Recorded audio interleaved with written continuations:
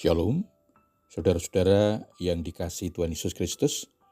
Selamat bertemu bagi yang baru pertama kali atau bertemu kembali bagi yang sudah mendengar renungan ajaran hidup.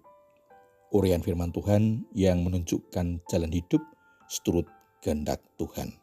Puji Tuhan, kita semua diberkati dengan kesehatan, keselamatan, dan berkat-berkat dalam kehidupan. Amin. Saudaraku semua, berbicara keselamatan sesungguhnya selalu diharapkan dan menjadi bagian dari doa-doa setiap orang. Berbagai upaya dilakukan agar selamat terbebas dari halangan, rintangan, dan bahaya dalam kehidupan. Sesungguhnya keselamatan itu diperoleh dari mana? Karena hidup berhati-hati atau karena bisa terbebas dari halangan, rintangan, dan bahaya dalam kehidupan? Atau karena Tuhan senantiasa menjaga, melindungi, dan memelihara hidup kita? Mari kita temukan bersama dalam renungan kali ini. Sebelumnya mari kita mohon berkat Tuhan dengan berdoa. Bapa di surga, segala pujian dan syukur kami naikkan kepadamu. Oleh karena kasih dan kemurahan-Mu dalam kehidupan kami sampai saat ini. Sebentar lagi kami akan menerima firman-Mu. Roh Kudus memberikan hikmat kepada kami, agar kami dimampukan untuk memahami, menghayati, dan dapat melaksanakan dalam kehidupan kami sehari-hari. Mohon ampun atas kekurangan dan dosa-dosa kami. Berfirmanlah ya Tuhan, kami siap untuk menerima. Di dalam Tuhan Yesus Kristus doa ini kami alaskan. Amin. Saudara-saudara, bagian firman Tuhan yang akan kita dengar dan renungkan bersama diambil dari Injil Markus pasal 5 ayat 28 sampai 29, dilanjutkan ayat 34 yang tertulis demikian. Sebab katanya, asal kusentuh saja jubahnya, aku akan sembuh. Seketika itu juga sumber pendarahannya mengering dan ia merasa bahwa badannya sudah sembuh dari penyakitnya. Ayat 34, lalu katanya kepada perempuan itu, "Hai anakku, imanmu telah menyelamatkan engkau. Pergilah dengan damai dan tetaplah sembuh dari penyakitmu."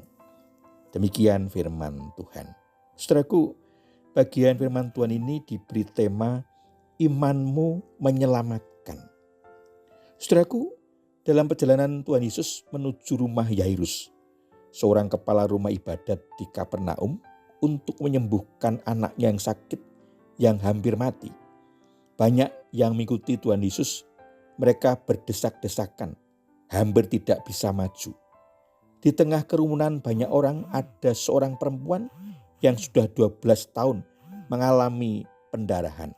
Tabib-tabib Yahudi tidak bisa menyembuhkan sampai habis hartanya untuk berobat. Perempuan itu percaya bahwa Tuhan Yesus berkuasa menyembuhkan. Perempuan itu berkata, "Asal kusentuh saja jubahnya, aku akan sembuh." Dan benar, ketika itu ia lakukan, seketika itu juga sumber pendarahannya mengering dan ia merasa bahwa badannya sudah sembuh dari penyakitnya.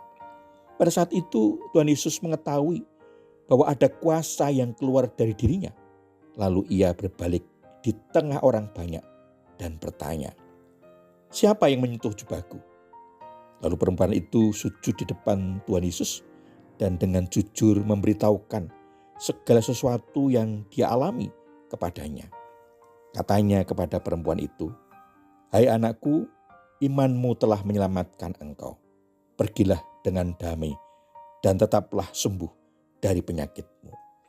Puji Tuhan, Tuhan Yesus berkenan menyatakan kuasanya, menyembuhkan, menyelamatkan perempuan itu karena imannya yang kuat dan percaya sepenuhnya pada kuasa Tuhan Yesus.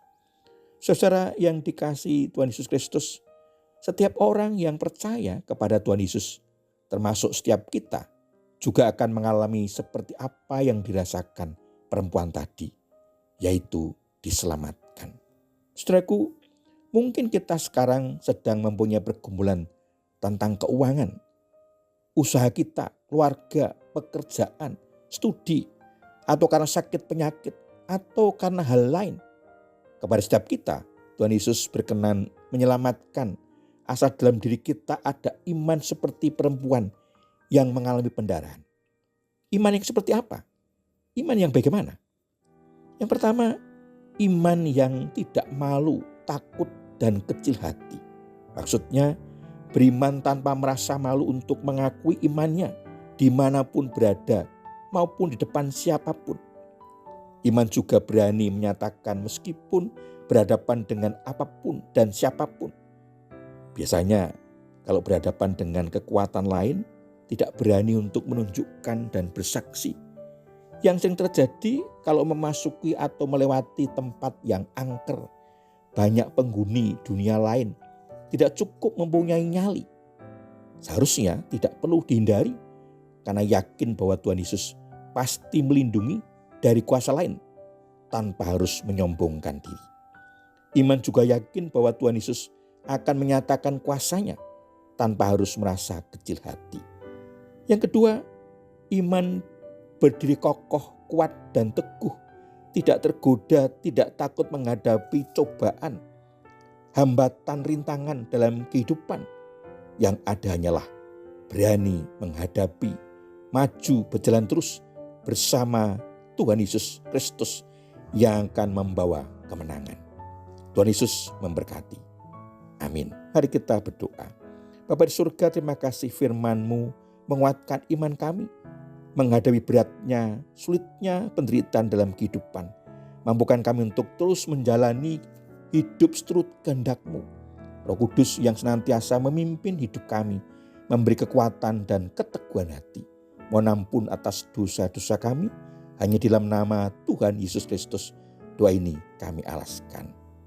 Amin. Saudara-saudara yang dikasihi Tuhan Yesus Kristus, demikian renungan ajaran hidup. Bertemu kembali dalam renungan selanjutnya.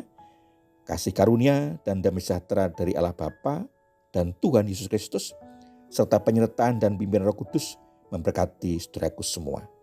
Amin.